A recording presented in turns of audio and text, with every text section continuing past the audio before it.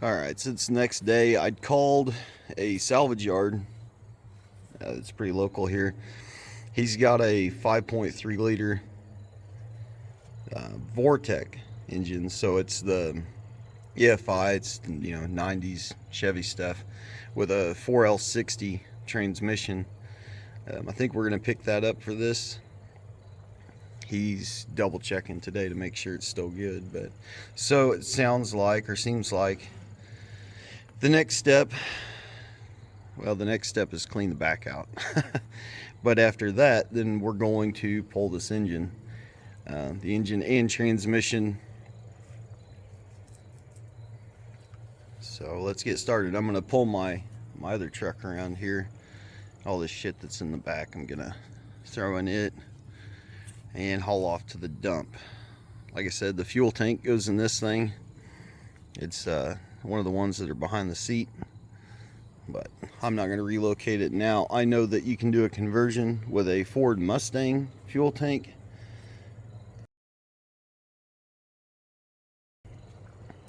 And you can get it underneath the bed, but I'm not too worried about that.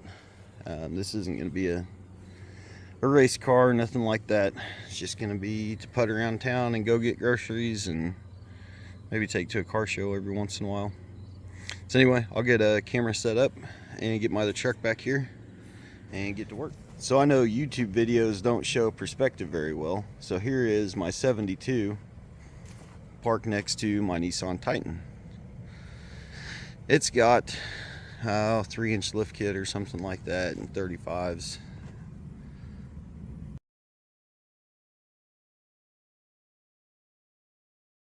It's just a cheap rough country lift. Anyway, you can see the bumper of my Titan is almost, well, it's over halfway up the bed of my 72. Anyway, like I said, I'm gonna get all that shit out of the back, into the back of there. That way I can haul it off to the dump.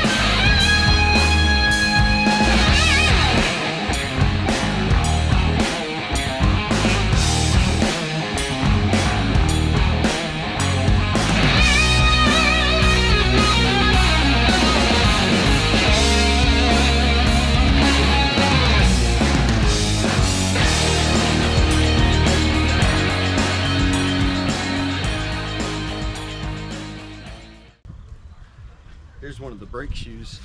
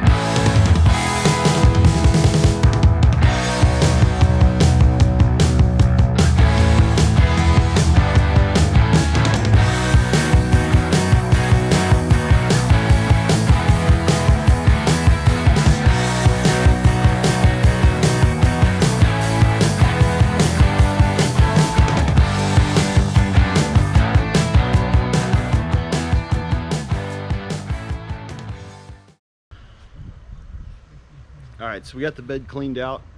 There's a couple more things I want to go over that's need to be fixed eventually. But I'll show you real fast. All right, so check out some of the stuff I found. There's a combination wrench. I actually sat on this fender for a long time because you can see the you can see where it sat there in the dirt. And I found something else. It's not too bad. This is part of the brake shoe from where we broke it off.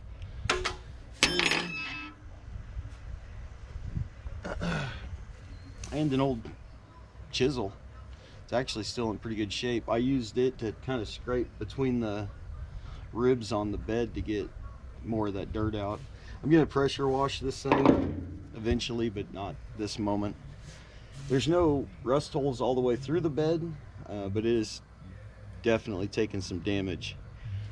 Also, I don't know how well it'll show up on camera, but there's a couple large dents in the bed, and the tailgate is jacked up. So I had one of the engines I pulled. One of the engines I pulled out, I threw in the bed of the truck, and it slid around and beat the absolute shit out of the bed. I took off from a stop sign, four-way stop sign. It slid up to the front and put the dents in the front of the truck up there in the bed. And then when I took off, it slid from the front all the way to the back, and that's how the tailgate got so screwed up. And it really sucks. This is an original tailgate with the actual impressed Chevrolet letters, and the new ones you get, they're just flat panels. So I don't know if I'll replace it. And you know, obviously I gotta do something with it, but I don't know. I don't want to put an aftermarket one on there that doesn't look right either. But anyway, I got this cleaned out. I still got a pile of copper on the ground to pick up and do something with. I think there's a guy around town who you know, collects scrap metal. I'll have him get that. Anyway, I'm gonna take this crap to the dumpster, get rid of it all, and maybe we come back and work on something else when I get done.